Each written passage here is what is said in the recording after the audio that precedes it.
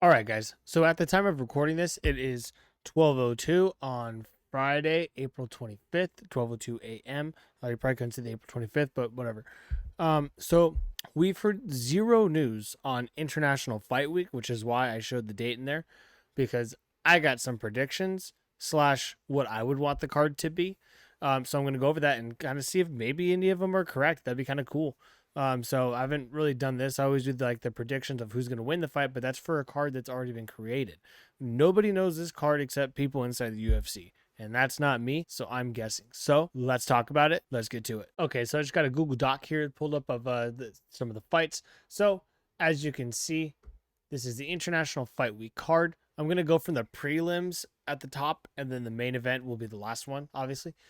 So to kick off the prelims, I think it should be Mackenzie Dern versus Tatiana Suarez. After that, I'd say give us Derek Lewis and Volkov. They fought before, but a second fight wouldn't be a bad one. And that would be a really fun prelim fight, I think, too. Volkov, I think he just lost his last one, huh? It's kind of a bullshit decision how he lost his last one. And I think Derek Lewis won his last one, but is coming off a loss. I'm not sure. He just hasn't fought in a while, and I think this would be a good card for him to fight on. After that, I got Tracy Cortez and Miranda Maverick. And real quick, these are the early prelims. I don't think I said that. If I did, whatever. Tracy Cortez versus Miranda Maverick. I think that'd be a good fight. After that, I got Ortega and Aljo to cap off the early prelims. Both are coming off losses. They kind of both recently stepped up from 135 to 145. So I think this would be a great way for them I think this would be a great fight for them to have to see, hey, who still got it, because it's getting rough for them both. Okay, moving into the prelims. To start off the prelims, I have Alain Perez versus Macy Chiasson. After that, I would have Dominic Reyes versus Carlos Olberg. And then from there, I'd have Money Moicano versus Arman Sarukian. And then to cap off the prelims, I would have Robert Whitaker versus Sean Strickland. Now, going into the main card, it's going to be a little back and forth, kind of. I say rebook Gaethje and Hooker. Just rebook them. I don't know if Hooker's still hurt or not. I don't know how Gaethje's still recovering. I'm going to assume Gaethje is okay. He's always down to fight. And I'm going to assume Hooker's hand is fixed. If that is not the case and Gaethje cannot fight, I would say do Hooker versus Beneil Dariush. I think that'd be a really fun fight.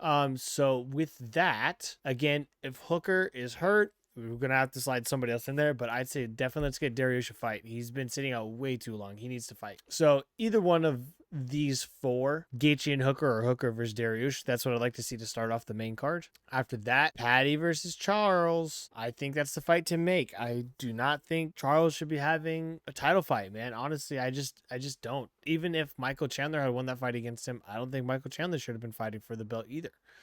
So I think this is a really fun fight. And then you also have the other 55ers in the Gaethje, Arman, and Hooker situation. And the winner of that fight the winner of what's next. Ilya versus Islam, man. Come on. I'm gonna go with the triple header for the title fights. But Ilya versus Islam. Ilya's in camp. Islam doesn't want to fight, or the team Khabib doesn't think Ilya deserves it. Whatever. Islam also kind of wants to go to 170. So I think Dana did or should make the deal of, hey, because remember, Dana doesn't want double champs anymore. So I think Dana made the deal or should make a deal to Islam. Hey, you fight Ilya 155, International Fight Week. I will let you go try to become double champ if you win. If you lose, then just vacate the 55, and you'll go get immediate title shot at 170. So I think maybe that could be on the table, but probably not. But I would love to see. It's been a while since we've had a triple header, especially this good of a triple header. And I just really want this fight to happen, if I'm being honest. Okay, so that's going into the final three fights of the night. So that would be title fight number 1. Title fight number 2 in the co-main event would be DDP versus Khamzat Chimaev. DDP said he's not hurt. So, hey, man, there's no reason to not make the fight. The worst thing is going to be Khamzat getting over to the States. That's going to be the biggest issue, because that's been the biggest issue. But I think they could do it. But I'm also okay saving this co-main event as the main event for the next pay-per-view. I'd be chill with that too. And for the main event, you all know it. Everybody wants it. John Jones, Tom Aspinall. There's a rumor that Aspinall has been offered an interim title defense against Cyril Gane, which makes no sense at all. Why have the guy defend the interim belt twice? Not only that, if he loses to Cyril Gane, nobody wants to see John Jones fight Cyril Gane because John Jones beat him in less than 2 minutes. Just make this fight, bro. No fight for Aspinall until Jones, unless Jones is going to vacate the belt, if I'm being honest. Also, Jones says he needs 6 months. I think he's doing a play on words there. I think he does need 6 months to train, but I think he's been training in that 6 months time frame. So he fought in November. I bet he took December off. January, February, March, April, May, June. That's the 6 months. It's the very last week of June. That's his 6 months. I guarantee he's been training for Tom this entire time. And just a couple months ago, if that, he said, I'm going to need 6 months. So everybody's thinking 6 months from that point.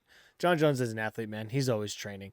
So I think he's playing with us, but I think I got this figured out. So again, that's my wish of what an International Fight Week card would be this year. I think it's a pretty good card, so let's go back through it again. So we're going to start off with Mackenzie Dern, Tatiana Suarez, going to Derek Lugas versus Alexander Volkov, then Tracy Cortez and Miranda Maverick, Brian Ortega and Aljamain Sterling to cap off the early prelims. Going into the main prelims, you have Alain Perez and Macy Chiasson, then Dominic Reyes and Carlos Olberg. Money Moicano versus Arman Sarukian. Okay, real quick. Again, I think this is a perfect fight for them because he lost to Islam and he lost to just oxygen and staying alive. So I think because they both lost on what would have been that weekend, and Money Moicano was supposed to fight Dariush anyways, I think they're a good match for each other. And then Whitaker and Strickland to cap off the prelims. And going into the main card, you're going to have Gaethje versus Hooker, get that rebooked, or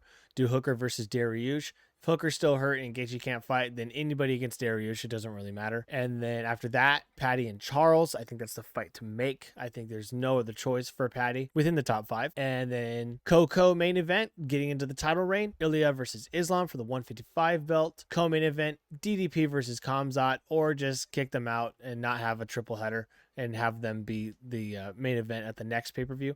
And then main event, John Jones, Tom Aspinall. No reason not to do it. Come on, let's get it done. Let's get it done. So let me know down below if you agree with any of my fight predictions. Let me know if you agree with any of my hopes for what will be the International Fight Week fight. Let me know who else you would pair up and fight, or if there's anybody that you want to see that I didn't list or anything like that. So be sure to like, comment, subscribe. Let me know. See you guys in the next one. Peace.